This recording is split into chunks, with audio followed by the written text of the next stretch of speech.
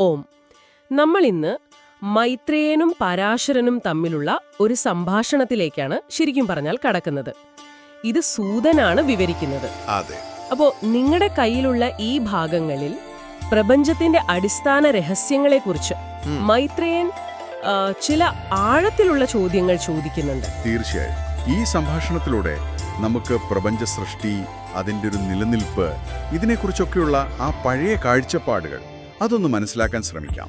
അതോടൊപ്പം പരാശരന്റെ ആ ഒരു അനുഭവം, അല്ലേ, ക്രോധത്തെ അതിജീവിച്ച കഥ. അതെ അതെ, അതും പ്രധാനമാണ്. ഇതിലെ പ്രധാന ഉൾക്കാഴ്ചകൾ എന്താണെന്ന് നോക്കാം നമുക്ക്. ആദ്യം തന്നെ മൈത്രേയന്റെ ആ ഒരു ജ്ഞാനത്തോടുള്ള ആഗ്രഹം, അതായത് പ്രപഞ്ചം എങ്ങനെയുണ്ടായി, എങ്ങനെ നിലനിൽക്കുന്നു, ഭാവിയിൽ എന്ത് സംഭവിക്കും, എന്താണിതിൽ നിറഞ്ഞിരിക്കുന്നത്, അവസാനം എവിടെ ലയിക്കും, അതായത് അടിസ്ഥാനപരമായ കാര്യങ്ങൾ, വലിയ ചോദ്യങ്ങൾ. അതോടൊപ്പം തന്നെ ഭൂതങ്ങൾ, ദേവന്മാർ, സമുദ്രങ്ങൾ, പർവ്വതങ്ങൾ, സൂര്യൻ, ചന്ദ്രൻ, ഇവയുടെയൊക്കെ അളവുകൾ, സ്ഥാനങ്ങൾ. ഓഹോ. പിന്നെ ദേവന്മാരുടെയും ഋഷികളുടെയും വംശാവലികൾ, മനുക്കൾ, മന്വന്തരങ്ങൾ, യുഗങ്ങൾ, ഓരോ യുഗത്തിലെയും ധർമ്മം, അങ്ങനെ എന്താ പറയാ, ഒരുപാട് കാര്യങ്ങൾ അറിയാൻ അദ്ദേഹത്തിന് ആഗ്രഹമുണ്ടായിരുന്നു. അപ്പോ അറിവിനോടുള്ള ഒരു തീവ്രമായ ആഗ്രഹം അവിടെ കാണാം. തീർച്ചയായും. പക്ഷേ ഈ വലിയ പ്രപഞ്ച രഹസ്യങ്ങളിലേക്ക് കടക്കുന്നതിന് മുൻപ് പരാശരൻ സ്വന്തം ജീവിതത്തിലെ ഒരു കഥ പറയുന്നുണ്ട്. അതെന്തിനാണ്? അതൊരു പ്രധാന പോയിന്റാണ്.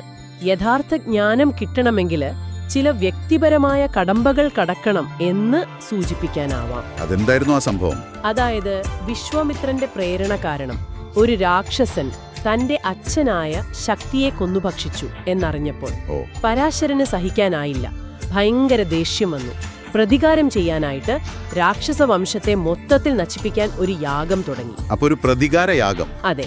പക്ഷേ അപ്പോഴാണ് അദ്ദേഹത്തിന്റെ മുത്തശ്ശനായ വസിഷ്ഠൻ വരുന്നത്. വസിഷ്ഠൻ പറഞ്ഞു, മകനെ, ഈ ദേഷ്യം ശരിയല്ല, നിർത്ത്. രാക്ഷസന്മാർ ഇതിൽ ശരിക്കും കുറ്റക്കാരല്ല. അതെങ്ങനെ? നിന്റെ അച്ഛന്റെ മരണം ഒരു വിധിയാണ് എന്ന് പറഞ്ഞു. ദേഷ്യം നമ്മുടെ തപസ്സിനെയും നല്ല പേരിനെയും ഒക്കെ കളയും. പരലോകത്ത് സ്വർഗവും മോക്ഷവുമൊക്കെ തടയും. അതുകൊണ്ട് ക്ഷമയാണ് നല്ല മനുഷ്യരുടെ ലക്ഷണം. യാഗം നിർത്താൻ പറഞ്ഞു. വസിഷ്ഠന്റെ ആ വാക്കുകൾക്ക് വലിയ വിലയുണ്ടായി കാണും. ഉണ്ടായി. പരാശരൻ അത് കേട്ട് യാഗം നിർത്തി. അങ്ങനെ യാഗം നിർത്തിയ സമയത്താണ് ബ്രഹ്മാവിന്റെ മകനായ പുലസ്ത്യ മഹർഷി അവിടെ വരുന്നത്. ഓഹോ, പുലസ്ത്യൻ. അതെ, പുലസ്ത്യന് രാക്ഷസരോട് ബന്ധമുണ്ടായിട്ടും ഈ പരാശരൻ മുതിർന്നവരുടെ വാക്ക് കേട്ട് ക്ഷമിച്ചത് കണ്ടപ്പോൾ വലിയ സന്തോഷമായി. അദ്ദേഹം പരാശരനെ അഭിനന്ദിച്ചു. ആ ക്ഷമയാണ് അപ്പൊ പ്രധാനമായത്. അതെ, ആ ക്ഷമയാണ് യഥാർത്ഥത്തിൽ ജ്ഞാനത്തിലേക്കുള്ള വാതിൽ തുറന്നത് എന്ന് പറയാം. അതിന്റെ ഫലമായി പുലസ്ത്യന് ഒരു അനുഗ്രഹം കൊടുത്തു. പരാശരന് എല്ലാ ശാസ്ത്രങ്ങളിലും പുരാണങ്ങളിലും വലിയ അറിവുണ്ടാകും. ഒരു പുരാണ സംഹിതയുടെ കർത്താവാകും.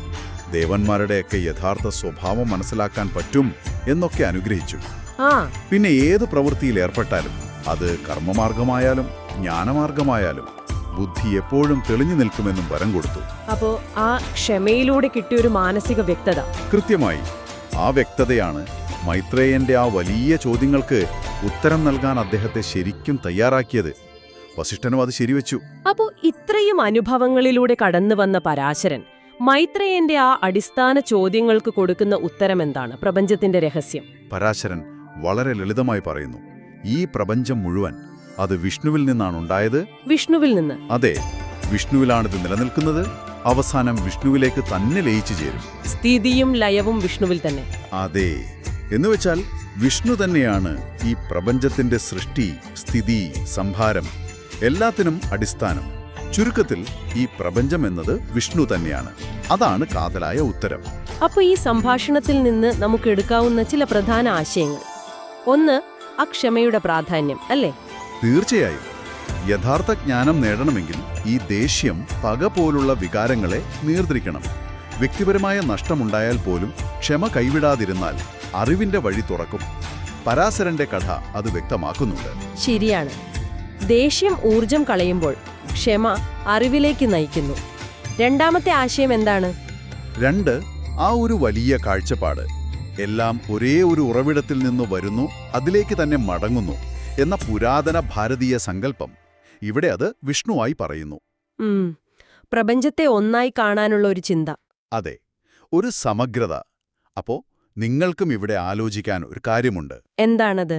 ഈ പ്രപഞ്ചോൽപത്തിയെക്കുറിച്ചും ക്ഷമ പോലുള്ള വ്യക്തിപരമായ ധാർമ്മിക മൂല്യങ്ങളെക്കുറിച്ചുമൊക്കെയുള്ള ആയിരക്കണക്കിന് വർഷം പഴക്കമുള്ള ഈ ചിന്തകൾ ഇന്നത്തെ നമ്മുടെ അറിവുകളുമായിട്ട് അല്ലെങ്കിൽ ജീവിതത്തിലെ പ്രശ്നങ്ങളുമായിട്ട് എങ്ങനെ ബന്ധപ്പെടുത്താം? ഈ പഴയ ജ്ഞാനത്തിന് നിങ്ങൾക്കിന്ന് എന്ത് പ്രസക്തി കണ്ടെത്താൻ കഴിയും?